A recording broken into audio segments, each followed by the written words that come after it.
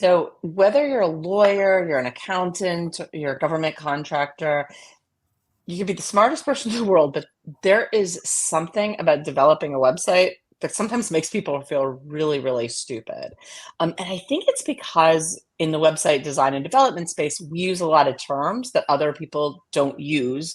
And so people get very sort of, shaken up in terms of they don't know what those actual terms mean that are being thrown around. So that makes it kind of complicated and unnecessarily unwieldy. So today, my colleague Laura Mayer and I are going to review some of the terms that we use as part of our everyday practice that we know that our clients sometimes get tripped up on.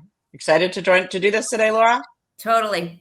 Yeah. In fact, Awesome. I'll start it off. Let's talk about the sitemap, right? One of the first things that we do early in our project lifecycle, but the term can be confusing to people. We mostly think of sitemaps in terms of search engine optimization, right? And what it is a sitemap is a file that lists the pages, the videos, the media, and it shows their relationship with each other on the website. It's a hierarchy. So and it's what search engines, what the bots use to scan the site and make sense of its content. What we use it for in project development, on the project development side of websites, is it's a great visual for our clients to work with them as we work through their content and identify its relationship with each other. It's a great tool to identify areas where content is kind of weak. We use it for that. And then we also use it as the skeleton, if you will, as we build and compile the content and organize the content in the site as we work through the process like that. We have found, particularly because we create this early in the process and with our stakeholders, that it's a great tool and has the added benefit of helping our clients further chisel and refine their digital message. We usually find that by working through the sitemap and developing with them, that it helps them tighten up what it is exactly they're trying to say digitally and structure their message accordingly. And then we also use it for our user journey. So it's a very, very helpful tool that really guides the rest of the project, really. Another piece that we often use with it and side by side together is the wireframe. And I think, Erica, you're going to talk about that.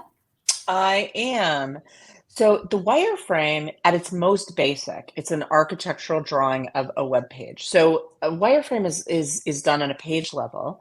You won't necessarily do a wireframe for every page. We typically don't. We will always do one for the home page, and then on some additional sort of more complicated, with additional functionality pages. But think of it as an architectural drawing.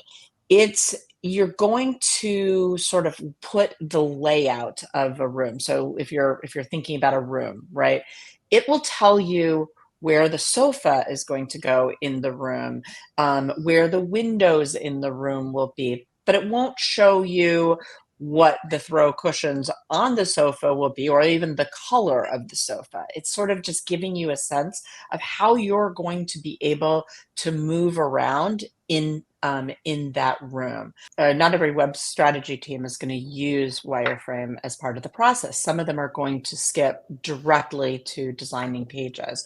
So we actually really like to do the wireframing process because what we find is for our clients, it's a lot easier for them to really look and absorb and be a part of functional design, so where things are on the page, without having to also react at the same time to the graphic design. It stands out, and you're going to want to talk about whether or not you want cobalt blue or cerulean blue, but you're not necessarily going to be quite as much in the frame of mind on a fully designed page to talk about where the calls to action are and how things are going to actually lay out on the page.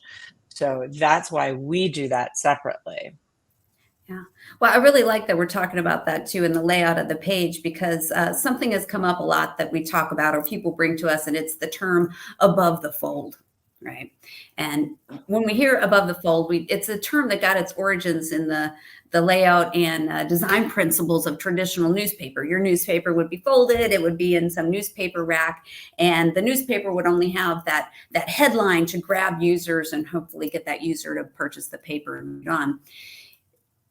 In the digital age, the concept of above the fold, there's no physical fold on a screen. We're now referring to that portion of a web page that is visible without scrolling. Now, of course, that's going to be very different depending on the size of device we're on. If we're on a laptop or a widescreen or a mobile device or a tablet. So regardless of where we're talking about a traditional newspaper or a media device, the goal of above the fold is the same, right? We want to capture interest. We want to convey key messages, and we want to encourage further engagement. So that is where the principles also of responsive design came in, and the ability to shrink and adjust our content based on design screen. So when we think about the term above the fold, we really have to now think about that more in terms of what we refer to as the hero area in our web design. And Erica, can you talk a little bit about the hero area? Yeah, absolutely. So the hero area it's actually really a simple concept, and everybody recognizes it and knows what it is, even if they don't recognize the term. It's that area typically on the homepage where you go and it's just typically a big block. It's a place for bold, a bold vision of the brand of the organization that you're going to see. So, it might be it might be their biggest product, or it might be a conference that they're looking to promote, or a service that they've just started providing. But it is going to be very bold. It's going to have large text. Hopefully it's going to have a call to action of some sort. But mentally, emotionally, it's putting you in the space to really grasp the brand, and to bring it up, to stand out and to shine. And by the way, it comes up with this idea of hero area because it is the hero of your homepage. It is the first thing people are going to see once they get onto your website. It won't necessarily be the first thing they see, which is something that Laura is going to talk about. That's right. When we talk about these first things, right? And certainly the hero area is sort of your front porch, if you will. But there's a little element that's just as important and is often overlooked, and that's the favicon, or what stands for our favorites icon. And all it is, it's a very small graphic. It's usually about 16 by 16 pixels, and it's that little design element that we see in the top of our browser tabs. That little bit of key branding that we can visually see and quickly tells us who, what, where that organization is, what that brand is.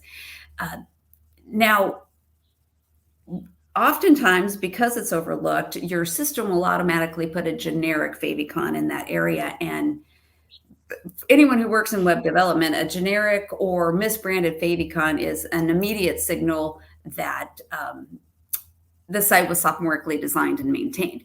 So that is one of the, and we talk about this all the time, Erica. You often see if a favicon isn't set for the site, you will pull up, it will display something very generic.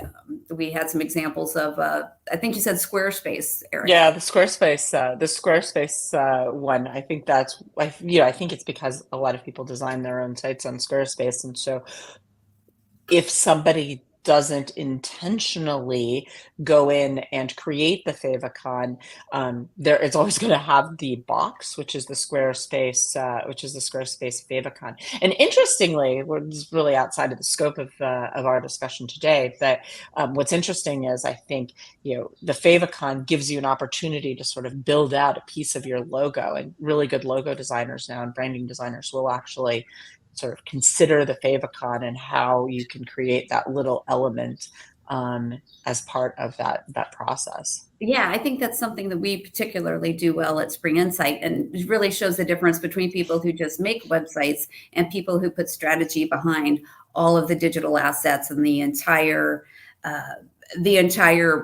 path forward to achieve your digital goals.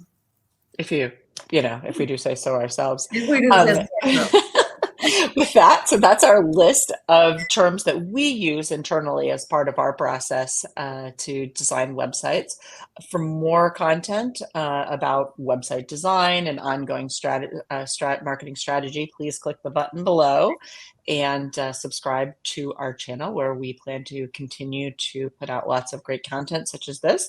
And if you'd like a free consultation about your website, where we're promised that we won't use confusing terms, or if we do, we'll make sure that you know exactly what they are, go to our website, Spring Insight, so like the season, SPRING, Insight, INSIGHT.com, and click on free consultation in the upper right corner.